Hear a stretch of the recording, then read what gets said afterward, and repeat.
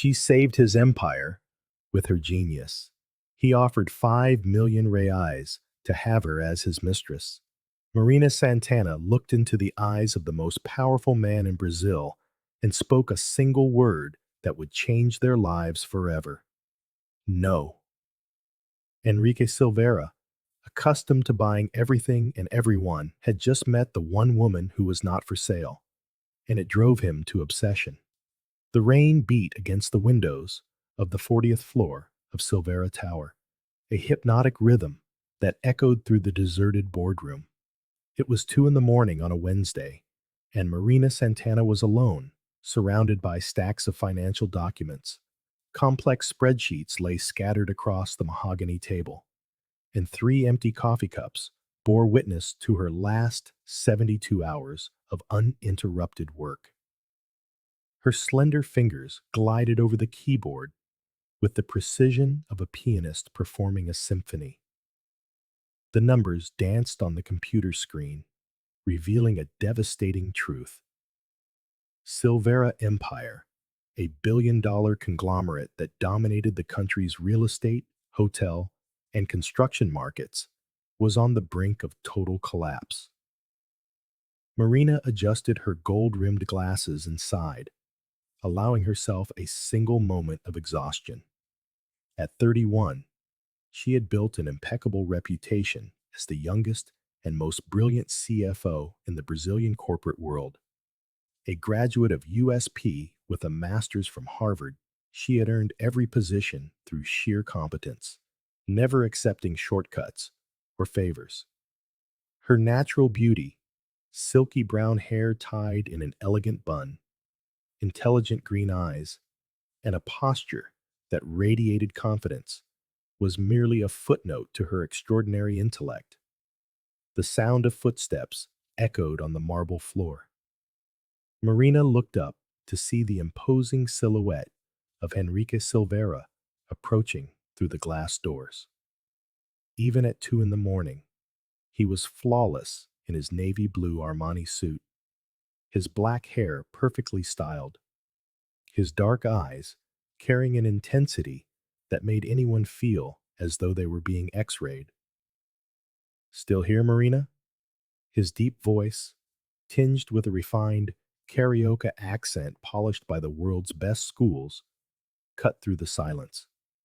"Someone has to save your empire, Mr. Silveira," she replied, without taking her eyes off the screen, maintaining the professional tone she always used with him, even after 3 years of working side by side.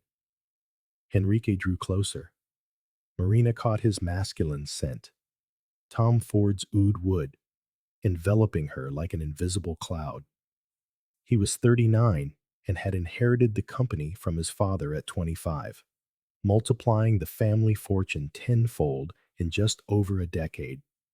The media knew him as the country's most coveted and ruthless CEO, a man who got anything he wanted simply by reaching out his hand.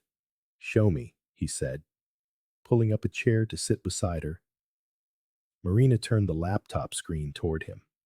Their fingers brushed as they both reached for the mouse simultaneously. The electricity of the accidental contact made her heart race, but she kept her expression neutral. "The situation is critical," she began, her voice firm, despite his unnerving proximity.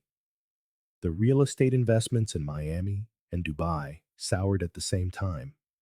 The market crashed just as we needed to liquidate assets. We lost 2.4 billion reais in 16 days. Henrique ran a hand through his hair, a rare gesture that betrayed his genuine concern. "Go on." "The banks are demanding collateral we don't have. Suppliers have suspended contracts on our active construction sites. They've given us 60 days to present a recovery plan or—" Marina paused for dramatic effect. "The empire will be liquidated." The silence that followed was deafening. Marina watched the subtle shifts in Henrique's expression. The clenching jaw, the narrowing dark eyes, the hands balling into fists on the table. "Do you have a solution?" he asked, and Marina detected a vulnerability in his voice she had never heard before. I do. She clicked on a new spreadsheet, revealing weeks of meticulous work. But it will be the greatest challenge of your life. Marina explained her plan with surgical precision. A complete restructuring of assets, a strategic sale of secondary properties, renegotiation of debts with extended deadlines, and, most audaciously, a partnership with the Japanese investment fund, Nakamura Group, which would inject 3 billion reais in exchange for 30% of the company. It's risky, she concluded, but it's our only chance. Henrique studied her in silence for long seconds. Under the soft light of the crystal lamps, Marina looked like a goddess of wisdom, working to save a kingdom in ruins. Her naturally pink lips moved elegantly as she explained every detail. Her hands gestured with grace, and her green eyes shone with an intelligence that both fascinated and intimidated him.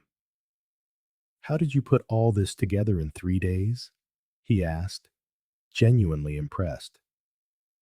Marina smiled for the first time that night, a small but devastatingly beautiful smile. I grew up on the outskirts of Sao Paulo, Mr. Silveira. I learned early on that when something truly matters, the only person you can count on is yourself.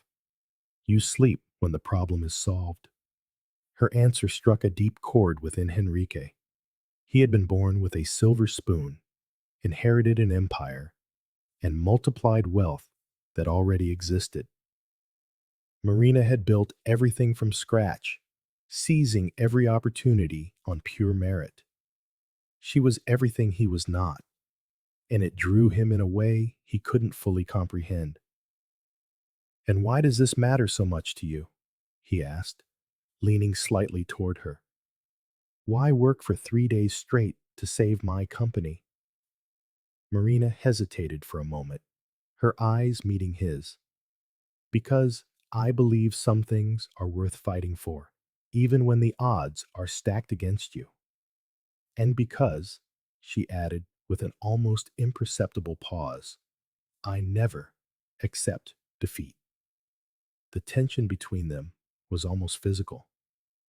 Henrique felt an overwhelming urge to touch her face, to find out if her skin was as soft as it looked.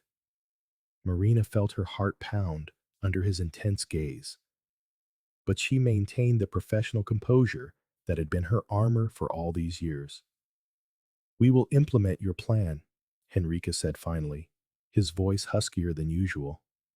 But on one condition, which is, you will personally handle the negotiations with the Japanese. No one else understands the numbers like you do. Marina nodded, having already anticipated the request. It will be done. Henrique stood, and Marina did the same. For a moment, they stood face to face, only inches apart. The height difference, he at 6'1", she at 5'7", created a perfect visual dynamic. His cologne mingled with her delicate fragrance.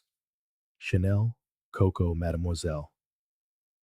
Marina, he said her name as if it were a prayer. Thank you. You saved everything I built. I haven't saved anything yet, Mr. Silveira. The real work begins tomorrow. He smiled, a genuine smile that completely transformed his face. Henrique, I think after saving me from ruin, you can call me by my first name. Marina felt a warmth spread through her chest, but held on to the formality that kept them from crossing dangerous lines. Good night, Mr. Silveira. Good night, Marina.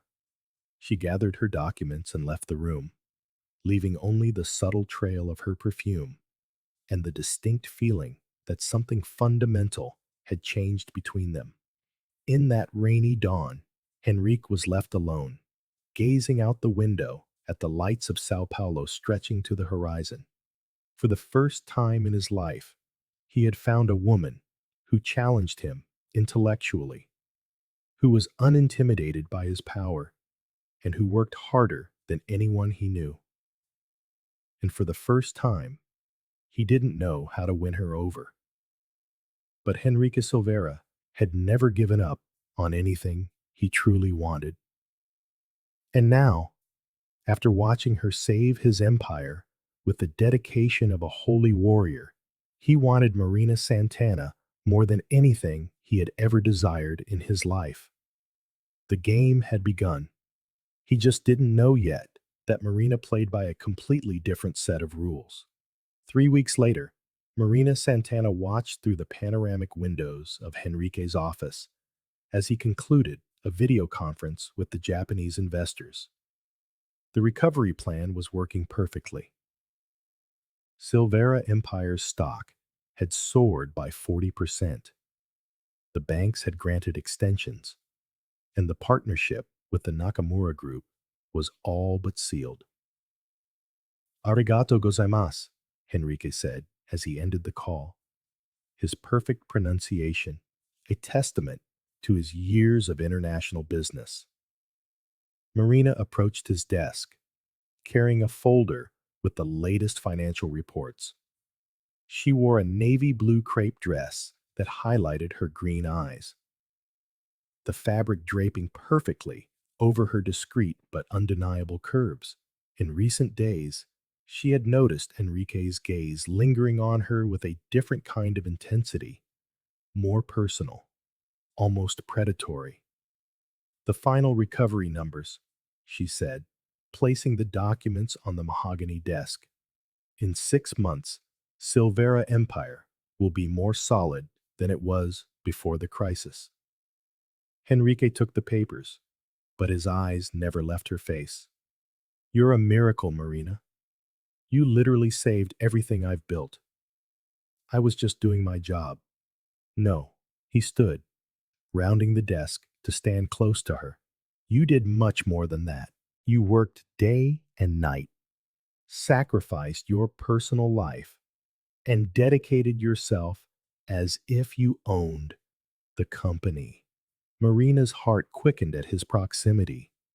The dark gray suit he wore was impeccable, and the masculine scent she'd come to recognize instantly hung between them like an invisible cloud of temptation. I have a proposal for you, Henrique said, his voice deeper than usual. If this is about the recovery bonus, we've already discussed it. It's not necessary. It's not about money. He paused, his dark eyes fixed on hers with an intensity that made her feel as if she were being devoured. Well, not exactly. Marina furrowed her brow, a strange premonition forming in her chest. What are you talking about? Dinner, tonight, my penthouse. I need to talk to you about something important. The formal tone couldn't disguise something deeper, more dangerous in his voice. Marina had learned to read Henrique Silveira's nuances over the past 3 years, and something about this invitation set off alarm bells. We can talk right here, Mr. Silveira. Henrique, he corrected, taking another step closer. And no, we can't. This is personal. The word personal hung in the air between them, both a promise and a threat. Marina knew she should refuse, that crossing the line from professional to personal with Henrique Silveira was like playing with fire. But curiosity and something deeper she refused to name made her hesitate. 8 o'clock, she said finally, but just to talk. The smile that spread across Henrique's face was devastating. Just to talk. Henrique's penthouse occupied the top 2 floors of an exclusive building in Ipanema, with a breathtaking view of the Rodrigo de Freitas Lagoon. Marina arrived promptly at 8, wearing a black Diane von Furstenberg dress she had bought with her first bonus at the company. Elegant, but not provocative. Professional, but not cold. The doorman escorted her to the private elevator, which opened directly into the penthouse foyer. She was met by stunning decor, Carrara marble floors, contemporary art on the walls, designer furniture by international names, and floor-to-ceiling windows that turned the Rio de Janeiro nightscape into a living painting. Punctual as always, Henrique said, appearing in the hall. He had traded his suit for a white dress shirt with the sleeves rolled up and dark tailored trousers. More casual, but no less impressive. I don't like to be late for appointments, Marina replied, her tone neutral despite the visual impact he had on her. Henrique led her to the terrace, where a table for two was set with absolute refinement. Baccarat crystal, French silverware, scented candles creating an intimate glow, and white orchids as a centerpiece. Champagne, he offered, holding a bottle of Dom Perignon rosé. Water will be fine. Marina, you saved my company. Allow me to celebrate properly. She hesitated, but finally nodded. Henrique poured two flutes of the rosé champagne, the golden bubbles dancing against the crystal. As he handed her the glass, their fingers touched again, and Marina felt the same jolt of electricity from that night in the office. A toast, Henrique said, raising his glass, to the most brilliant woman I have ever known, to Marina Santana, who saved the Silveira Empire with her genius. They clinked glasses, and Marina took a small sip of the champagne. The liquid was perfect, creamy, complex, with notes of red berries that danced on her palate. Everything that night was too perfect, and it made her nervous. Dinner was served by discreet staff. Fresh oysters from Santa Catarina, grilled salmon with an herb crust, and saffron shrimp risotto, paired with a Chablis Premier Cru. Each dish was a culinary masterpiece, but Marina could hardly focus on the food. Henrique was watching her in a new way. It was no longer the look of a boss to his employee, or even the professional admiration she had grown to recognize. This was something more intense, more hungry, almost possessive. Where exactly in Sao Paulo did you grow up? He asked, delicately cutting his salmon. Cidade Tiradentes, on the east side outskirts. And how did you get to Harvard? Marina hesitated. She disliked talking about her past, about the hardships she had faced. A full scholarship. I studied 16 hours a day through high school. I worked 3 jobs to pay for a prep course. I got first place on the USP entrance exam. My professors encouraged me to apply to American universities. And your parents? My mother is a cleaner. She's worked in the same office building for 20 years.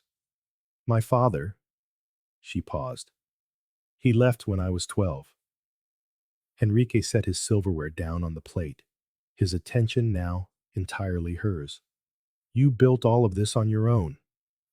I had help, she demurred. Professors who believed in me, scholarships, a few good people along the way. But yes, essentially, I did it alone. And now you're here, saving empires, moving billions, one of the most respected executives in the country. Marina shrugged, always uncomfortable with praise. Hard work pays off? Not always. Henrique leaned back in his chair, his gaze intensifying. Sometimes hard work just keeps you surviving. You did much more than survive. Marina, you conquered. The current of their conversation was shifting, pulling them into more personal, more intimate waters. Marina felt as if she were being slowly ensnared in an invisible net, one woven from compliments, champagne, and Henrique's undeniable charisma. Why did you bring me here, Henrique? She asked directly, tired of circling the subject. He smiled, but there was something predatory in it. That's one of the things I admire most about you. He rose from his chair and walked to the parapet of the terrace, gazing out at the city lights shimmering on the lagoon below. Marina followed, keeping a safe distance. For the last 3 years, he began, his back still to her, you have been indispensable to me, and not just professionally. Your intelligence, your dedication, your integrity, you make me want to be a better version of myself. Henrique, let me finish. He turned to face her, and Marina saw something in his eyes that made her take an involuntary step back. After these last few weeks, watching you fight to save everything I've built, realizing you care about it as much as I do, I can no longer pretend my feelings for you are merely professional. Marina's heart began to beat faster.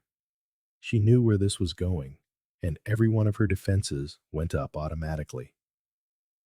I have to confess something, he continued, closing the distance between them slowly. I'm in love with you, Marina. Hopelessly, desperately in love. The words hung in the air, heavy and irreversible. Marina felt the world tilt slightly on its axis, unsure if it was the champagne or the shock of his confession. That can't happen, she said, her voice weaker than she would have liked. Why not?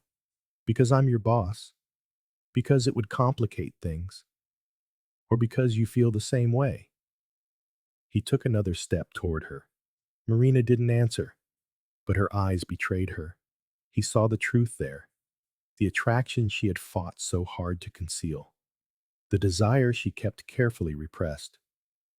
Marina, he said her name like a caress.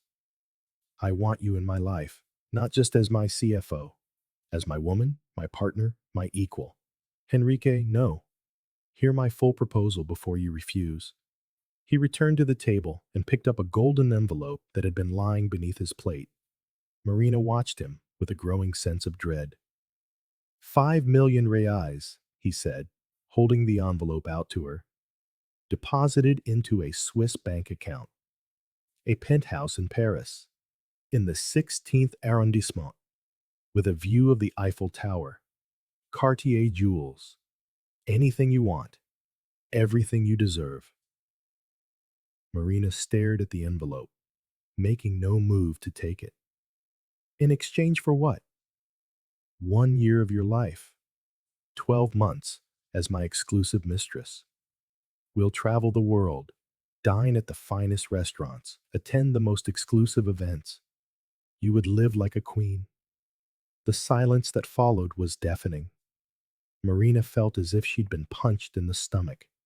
All the beautiful words about love, admiration, about her being special, had just been reduced to this, a business transaction. Your mistress, she repeated, her voice dangerously low. My exclusive companion. Officially, you'd remain CFO, but in reality, I'd be your high-class prostitute. Marina, it's not like that, isn't it? She backed away from him, her green eyes as cold and hard as diamonds. You are literally offering money and gifts in exchange for sex. What exactly would you call it? Henrique realized he had made a terrible mistake. I expressed myself poorly. What I feel for you is real. What you feel for me, Marina interrupted, is the same thing you feel for anything you want to buy. You think because you have money, you can have anyone. That's not true, isn't it? She laughed, a bitter sound that cut him to the core. Then take back the offer. Declare your love without mentioning 5 million reais. Henrique hesitated. And that hesitation was all the answer Marina needed. Exactly. She grabbed her purse and walked toward the exit. Marina, wait.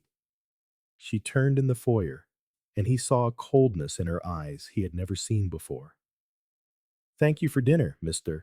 Silveira, and for the valuable lesson about who you really are. please, don't leave like this. Marina looked at him for a long moment, as if memorizing the instance so she would never forget it. My answer is no. No to the 5 million. No to the penthouse in Paris. No to being your mistress. No to being bought by you or by any man. She paused at the elevator door. And Mr. Silveira, my dignity is not for sale. It never has been, and it never will be. Good night. The elevator doors slid shut, leaving Henrique alone in his luxurious penthouse, surrounded by the wreckage of his own arrogance.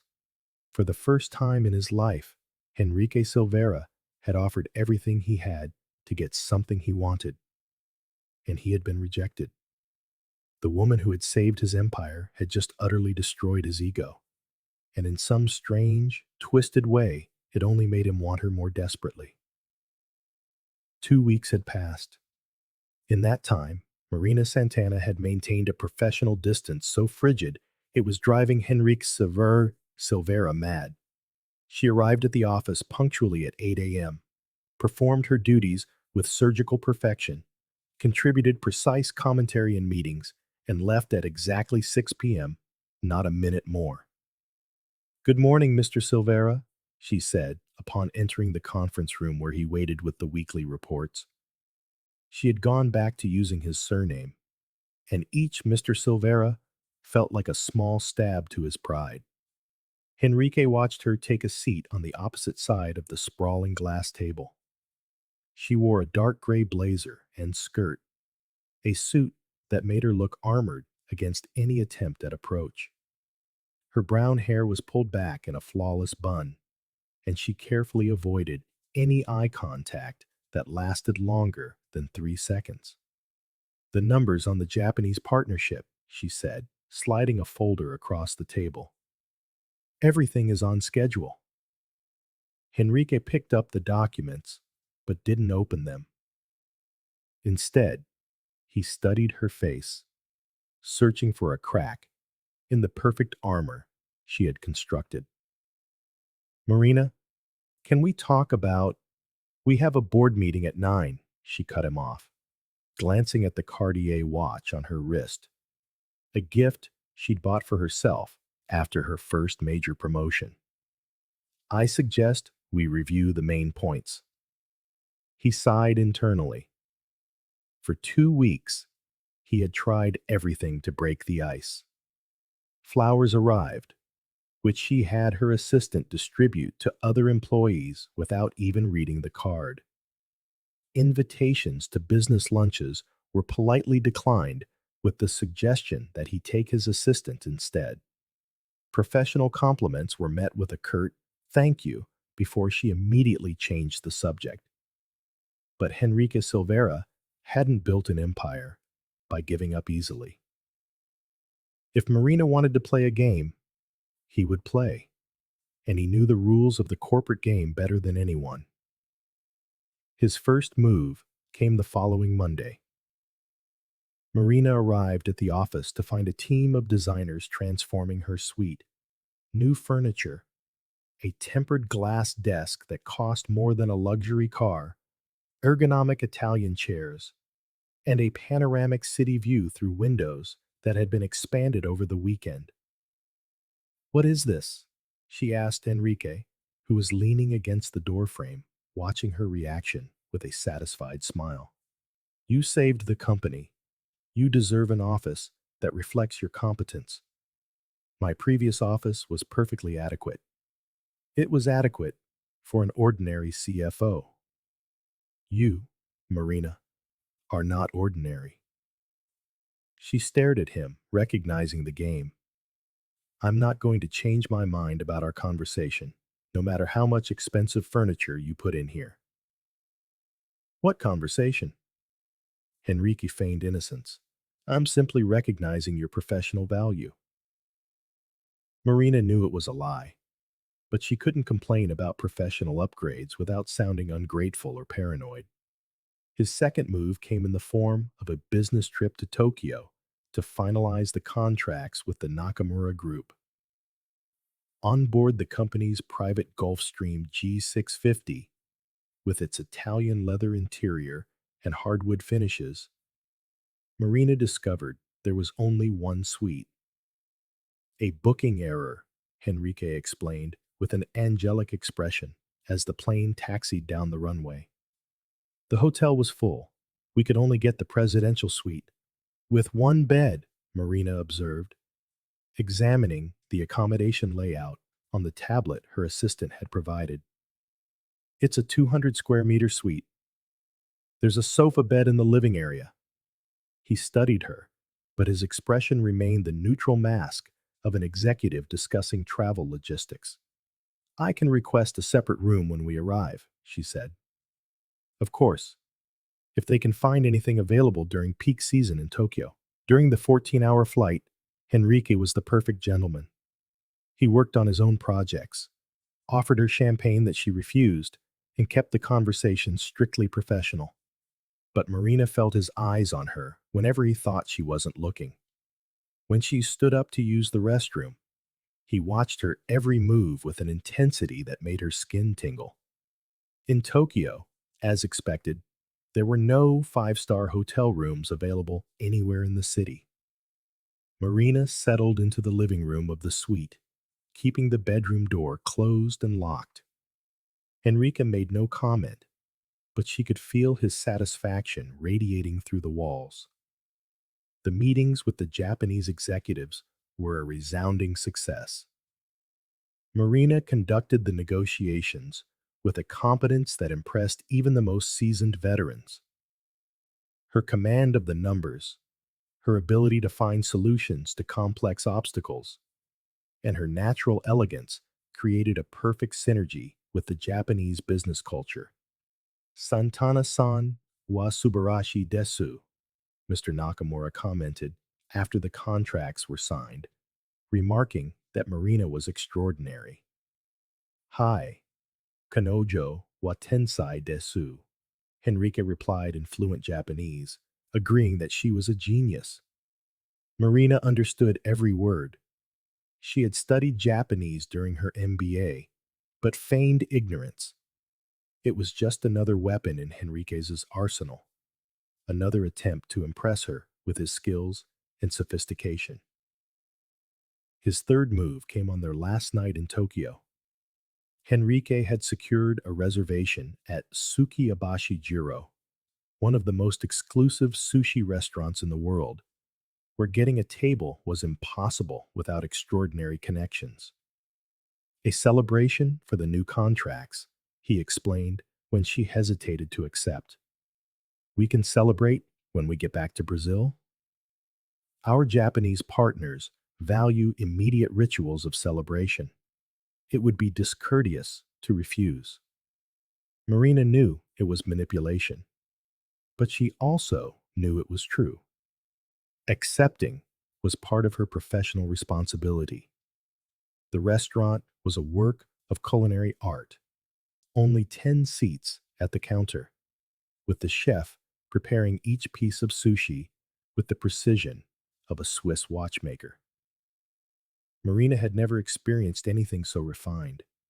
Each bite was a symphony of flavors that exploded on the palate. What did you think? Henrique asked as they savored the final course, a special uni that cost over $200 per piece. Exceptional, Marina admitted, unable to hide her genuine pleasure.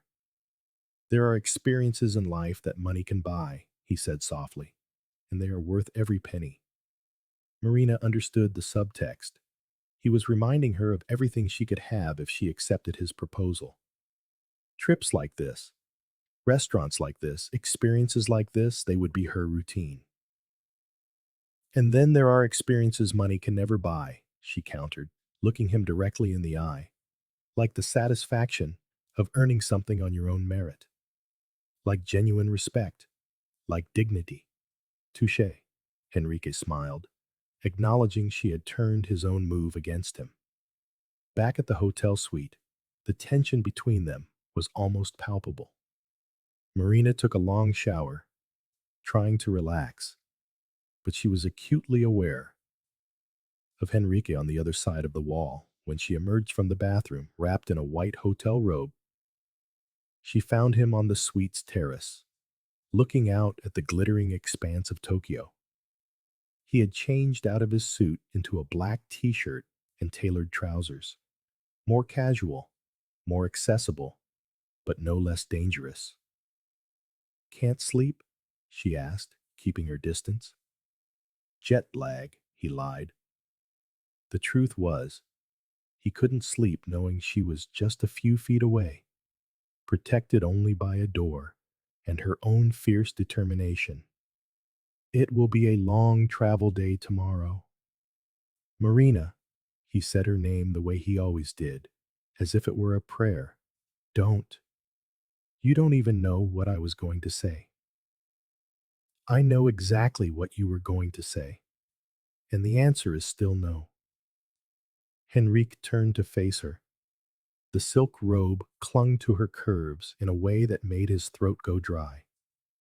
Her damp hair fell over her shoulders, and without makeup, she looked natural, vulnerable, in a way she rarely let anyone see. "You feel what I feel," he said, his voice raw. "Don't deny it." Marina's heart hammered against her ribs. The physical pull between them was undeniable. It had been from day one. But attraction wasn't enough. "What I feel is irrelevant." "Why?" "Because you don't love me, Henrique. You desire me. You want to possess me. And there is an enormous difference." "How can you say that?" "Because when you love someone, you don't try to buy them.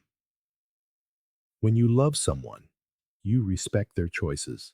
When you love someone, your first concern is their well-being, not satisfying your own wants." Marina's words cut through him like blades, and in that moment, Henrique knew she was right. At least in part, his obsession with her had been selfish, possessive, and centered entirely on what he wanted. "What if I said I'm learning? That you're teaching me to be different?" "Then prove it." "How?" Marina stepped closer, and Henrique felt her delicate perfume mingle with the cool Tokyo night. "Stop trying to buy me. Stop manipulating situations.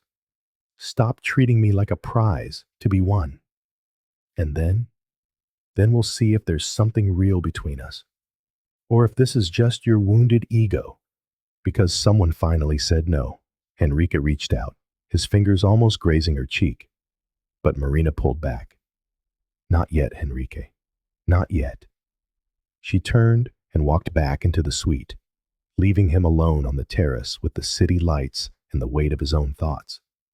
For the first time, Henrique Silveira began to understand that winning Marina Santana would require something he had never offered anyone before: real change. Not manipulation, not money, but a genuine transformation. The question was he willing to pay that price? Marina Santana was in the middle of a presentation to the board of directors when her phone vibrated with an urgency she rarely allowed to interrupt such important meetings. The name on the screen made her pause. "São Camilo Hospital, emergency." "Excuse me," she said to the board members, including Henrique, who sat at the head of the table. "I need to take an urgent call." She stepped out of the glass-walled conference room, her heart pounding as she answered. "Ms. Marina Santana?" The nurse's voice was professional, yet laced with concern. "Yes." "Your mother, Conceição Santana, was admitted to the emergency room about an hour ago. She collapsed at work." Marina's world spun. Her mother, Conceição, 58 years old, had worked as a cleaner in the same office building for 2 decades. She was as strong as a rock, had never been sick a day in her life. "I'm on my way," Marina said, already running for the elevators. Henrique appeared in the hallway, having seen her expression through the glass. "Marina, what happened?" "My mother is in the hospital." Her voice trembled for the first time in years. "I have to go." I'm coming with you. That's not necessary. It's not up for debate. Enrique was already summoning the elevator. Roberto, he said into his phone, have the car ready. Sao Camilo Hospital, urgent. During the drive through the city, Marina was silent, her hands trembling slightly as she tried to call the hospital again and again. Enrique watched her in the rearview mirror, seeing a vulnerability she had never shown before. She's going to be okay, he said softly. You don't know that. Marina stared out the window, trying to rein in her emotions. My mother, she's all I have. Literally everything. It was the first time Henrique had heard her voice break, and something inside him fractured along with it. At the hospital, Marina rushed through the corridors, her distress a stark contrast to her usual composure. They found Conceição Santana in an emergency room bed, a small woman with graying hair and hands calloused from work, but with the same green eyes as her daughter. My girl, Conceição smiled when she saw Marina trying to sit up. No, don't move, Mai. What happened? Nonsense. Just a dizzy spell. You didn't have to come.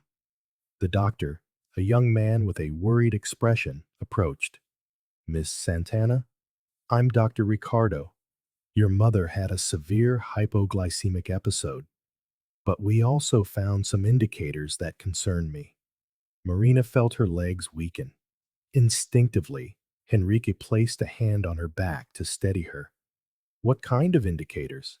I'd prefer to run some more in-depth tests. It could just be stress and overwork, but I'd rather be certain. Marina nodded, trying to maintain her professional calm, but Henrique could see the fear in her eyes. Doctor, Henrique said, stepping forward, my employee Marina needs to know that her mother will have the best possible care. What resources do you need? Marina looked at him, surprised by his intervention. Well, ideally, we'd run the tests in our private diagnostics center, but her insurance plan. Insurance won't be an issue, Henrique interrupted. Run every necessary test. Private room, the best specialists.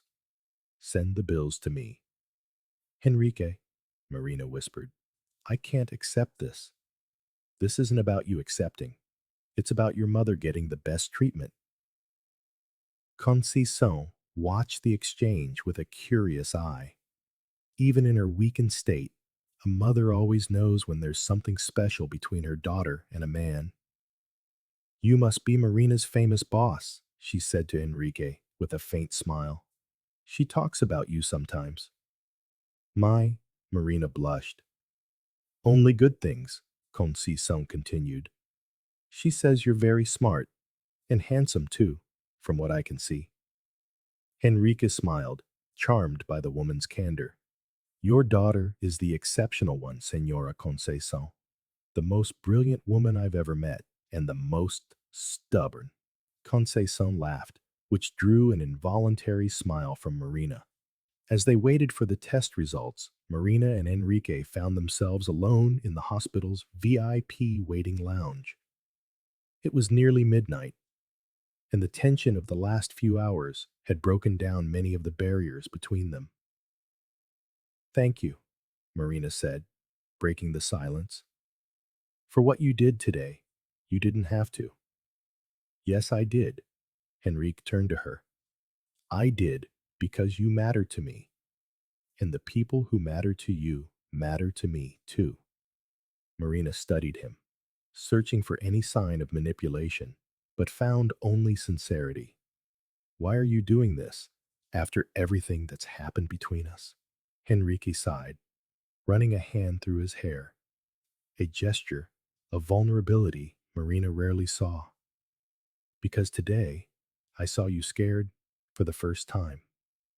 I saw you human, fragile, desperate.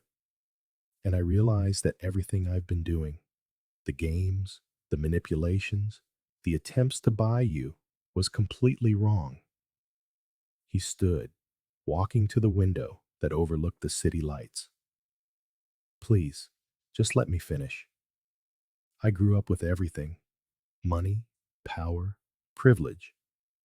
I learned that anything can be bought, anyone can be influenced, any obstacle can be overcome with enough resources. Marina watched him, seeing for the first time the man behind the ruthless CEO. When I met you, he continued, for the first time, I found something that was truly worth having.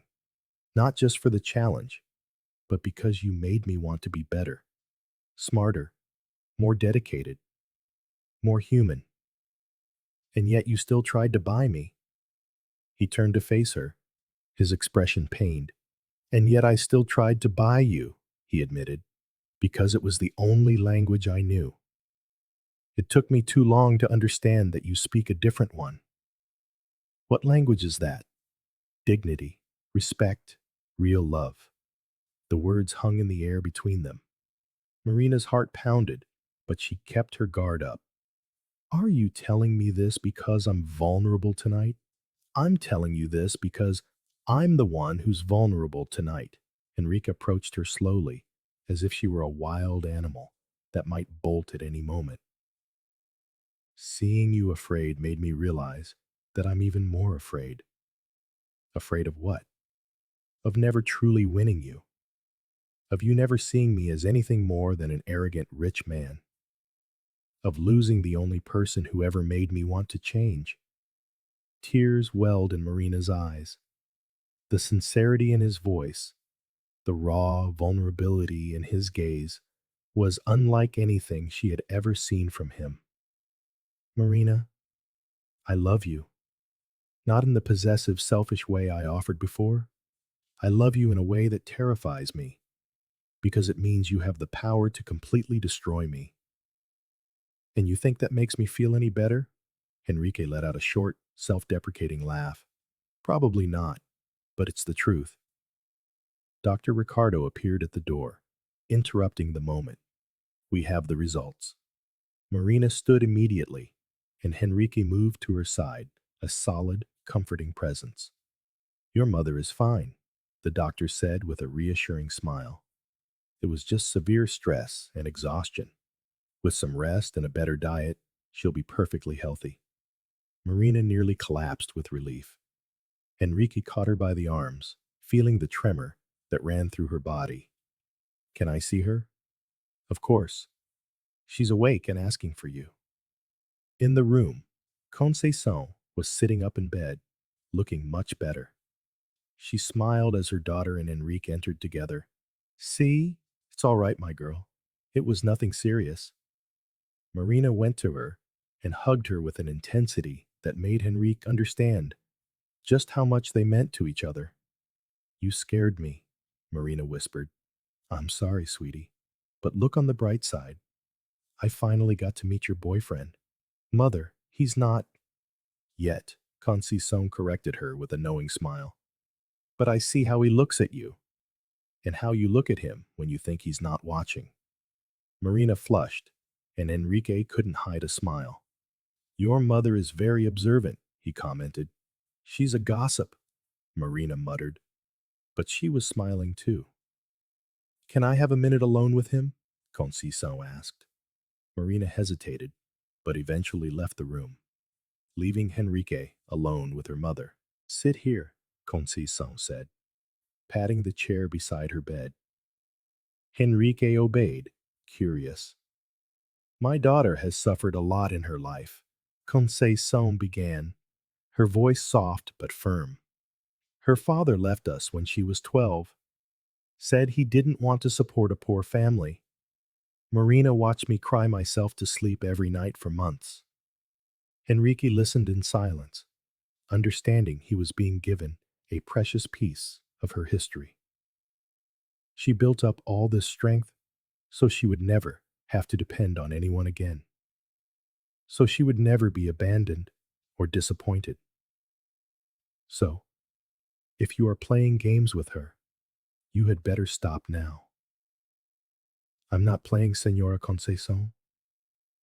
If you truly love her, you will have to prove you are different from the other men she's known, that your money and your power are not more important than she is. How can I prove that? Conceição smiled.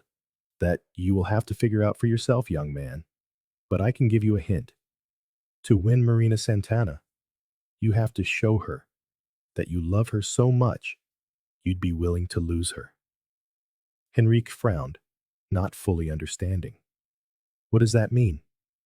It means you have to love her enough to put her happiness before your own, even if that means letting her go. Conceição's words echoed in Henrique's mind as Marina returned to the room. Can I take you both home? Henrique offered. Yes, you can, Conceição answered before Marina could refuse. But only if you stay for a cup of coffee. I want to get to know the man who has my daughter so confused. Marina sighed. My! What? I'm allowed to invite a nice young man for coffee, aren't I? Enrique smiled, realizing where Marina had inherited her determination. It would be an honor, Senora Conceição.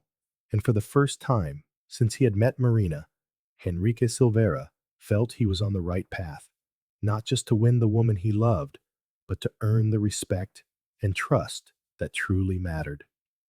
3 weeks had passed since that night at the hospital, and something had fundamentally shifted between Marina and Henrique. He had stopped the power plays, the subtle manipulations, the extravagant gifts. Instead, he made small, genuine gestures. He started bringing her the special Colombian coffee he knew she loved. He respected her schedule religiously, never trying to prolong meetings unnecessarily. He asked about Conceição's health with sincere interest. Marina, for her part, had allowed a few of her walls to come down. She smiled more during meetings, made occasional personal comments, and even accepted a few professional lunches where they talked about more than just numbers and spreadsheets. Then, on a rainy Tuesday, their world collapsed once more. Marina was reviewing quarterly reports when Henrique walked into her office with an expression she hadn't seen since the original financial crisis. I need to talk to you, he said, closing the door behind him. What happened? Henrique approached her desk, and Marina saw he was pale, almost gray. Roberto and Fernando have betrayed me. Roberto Almeida and Fernando Costa were the two minority partners in Silveira Empire, men Henrique had trusted for over a decade. They each held 20% of the company's shares, while Henrique controlled 60. What do you mean, betrayed? They've formed an alliance with the Nakamura Group. They've convinced the Japanese that I'm unstable, that the company needs new leadership. They're proposing a hostile takeover that would remove me as CEO. Marina's blood ran cold. Is that even possible? With their 40% plus the stake they've offered the Japanese, yes, they would have a majority. Henrique sank into a chair, running his hands through his hair. The emergency board meeting is tomorrow at 10 a.m. They're going to present the motion for my removal. And you have a way to defend yourself? Legally? Yes. Practically? Henrique gave a bitter laugh. Roberto has documents on every mistake I've made for the last 5 years. Fernando knows every questionable decision I've ever taken. They're going to paint a picture of an irresponsible CEO who nearly ran the company into the ground. Marina stood and began to pace, her analytical mind already processing scenarios. And what they don't know, she said, her green eyes flashing with determination, is that you didn't nearly bankrupt this company. With my help, you saved it. Marina, no? They want to play dirty? We'll show them exactly who saved this company. Marina worked through the night, preparing a presentation that told the true story of Silveira Empire's recovery.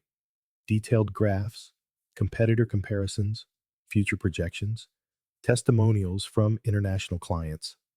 It was a masterpiece of financial analysis, proving beyond a shadow of a doubt that Henrique had turned a crisis into a growth opportunity. At 6 in the morning, when Henrique arrived at the office, he found Marina still at her desk. You, you didn't sleep? I'll sleep when this is over. She didn't take her eyes off the screen. How many board members will be there? 12, including Roberto and Fernando. And you need 7 votes to keep your position? Yes. Marina finally looked up at him. You'll have 8. How can you be so sure? Because when I finish presenting these numbers, they will see that removing you would be the biggest financial mistake of their lives. Henrique approached her desk, watching the meticulous work she had laid out. Why are you doing this? Marina paused, her hands freezing over the keyboard. Because it's right. Because you deserve it. And because... She hesitated. Because why? He pressed. Because for the past few weeks, I've seen the man you can be when you stop trying to control everything and everyone. And that man is worth fighting for. It was the closest thing to a confession Marina had ever uttered, and Henrique felt his heart quicken. Marina, Later, she said firmly, cutting him off. First, we save your empire. Then, we talk about us. The 42nd floor boardroom was as taut as a violin string as the board members gathered. Roberto Almeida, a man of 55 with silver hair and a calculating expression, called the session to order. Gentlemen, we are here to evaluate a motion of no confidence against our current CEO, Henrique Silveira. Fernando Costa, younger but equally ambitious, rose with a voluminous folder. I have evidence that the current management has been reckless and detrimental to shareholder interests. The recent financial crisis was a direct result of imprudent decisions. Excuse me, Marina interrupted. Standing up, I would like to present some data before the discussion proceeds. Roberto's eyebrows furrowed. This is a board meeting. You do not have the floor. Actually, Henrique said calmly, as CEO, I can call upon expert advisors to present relevant information, and Marina Santana is the CFO responsible for the company's recovery. Murmurs rippled around the table. Some board members knew Marina by name only. Others had heard whispers of her competence. Very well, Roberto conceded reluctantly. You have 5 minutes. Marina connected her laptop to the projector and began the presentation that would change everything.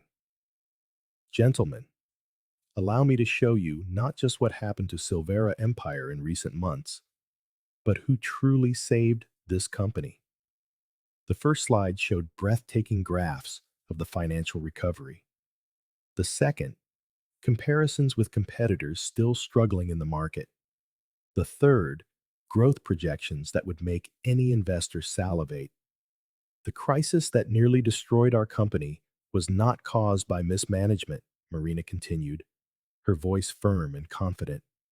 It was caused by a combination of external factors: a collapse in the international real estate market, currency fluctuations, and a pandemic no one could have foreseen. Fernando tried to interject, but Marina pressed on relentlessly.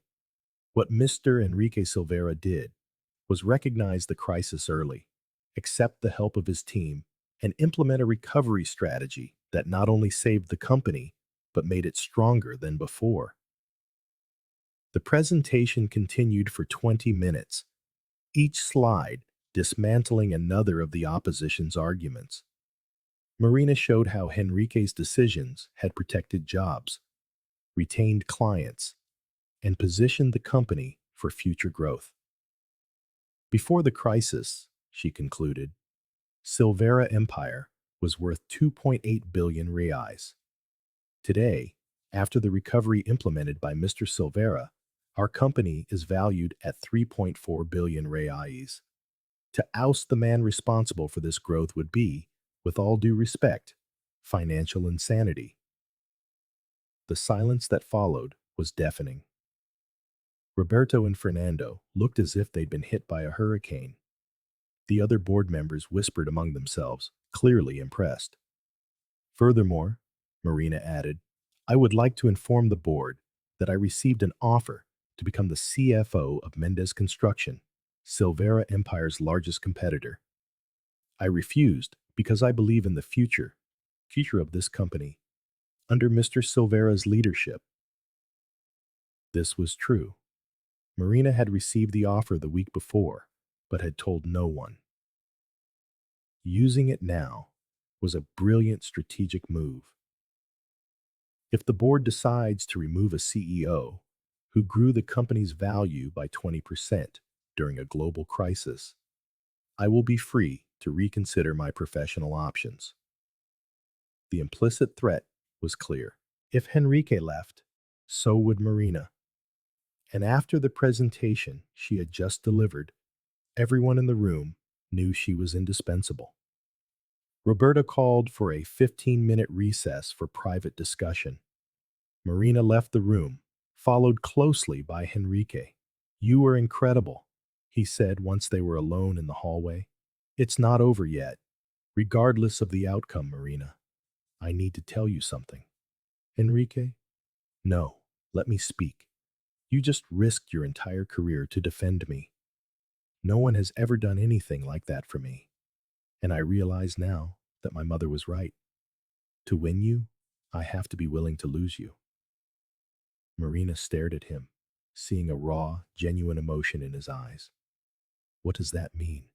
Henrique took a deep breath, as if about to leap from a cliff. It means that if I manage to keep my position today, my first decision will be to promote you to executive vice president, with stock options, complete autonomy, and a salary equal to mine. Marina's eyes widened.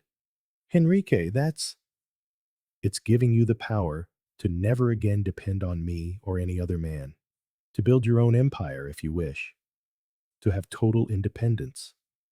Why would you do that? Because if you choose to be with me after having all that, I'll know it's for love, not out of need or convenience. And if you choose to leave me, he swallowed hard, I'll know I loved you enough to give you that choice.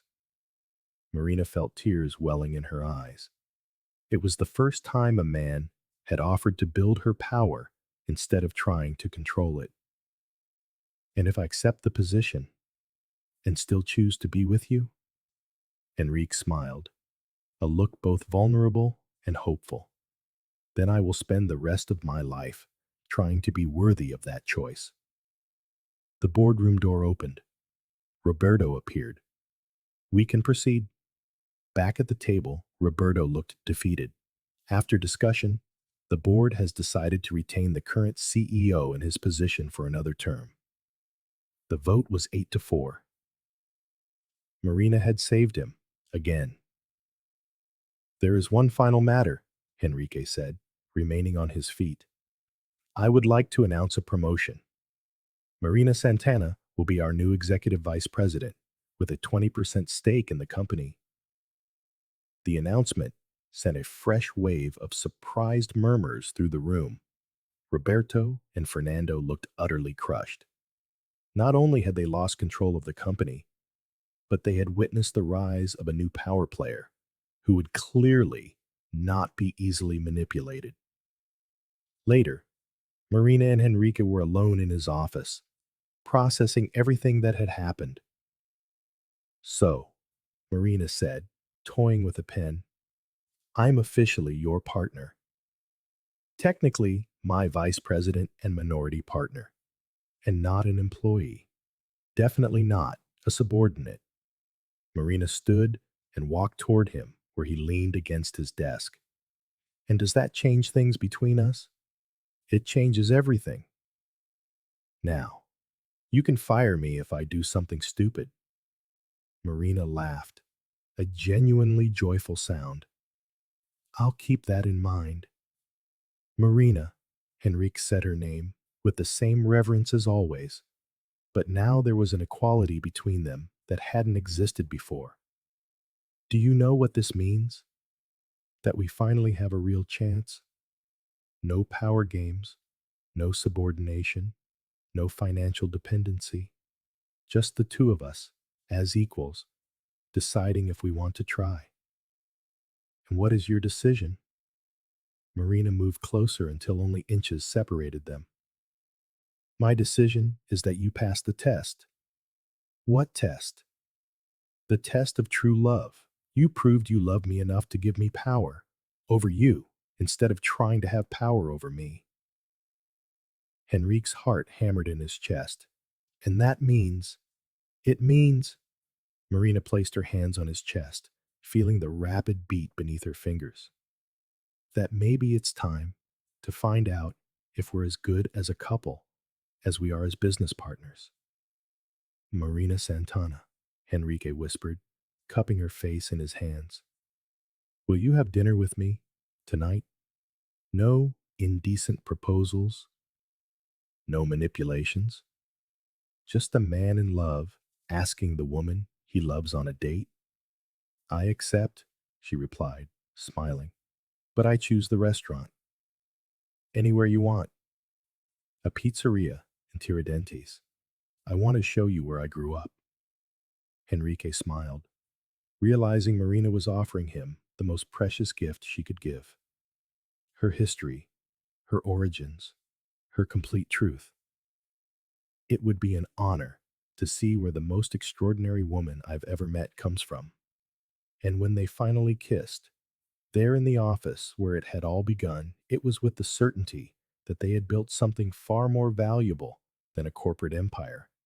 They had built a partnership based on mutual respect, genuine admiration, and true love. The kind of love that can't be bought, that can't be won with power games, but is built with patience, vulnerability, and the courage to be truly equal. Marina Santana had said no to 5 million reais, but she had said yes to something infinitely more valuable, a love that respected her for exactly who she was. And Henrique Silveira discovered that the greatest achievement of his life wasn't building a financial empire, but winning the heart of a woman who made him want to be worthy of her love. Sometimes, saying no to what looks like everything is the only way to get what truly matters. 6 months later, Marina arrived at her office to find a small box on her desk. Inside was a simple, single diamond ring and a note. It's not a proposal, it's a promise. For when you're ready, when you're sure, when you want it. No rush, no pressure. Just a man who learned to wait for true love. H. Marina smiled, placed the ring in her drawer, and went back to work. Some victories were worth the wait, and the best love stories often begin with a no that transforms into the most important yes of a lifetime.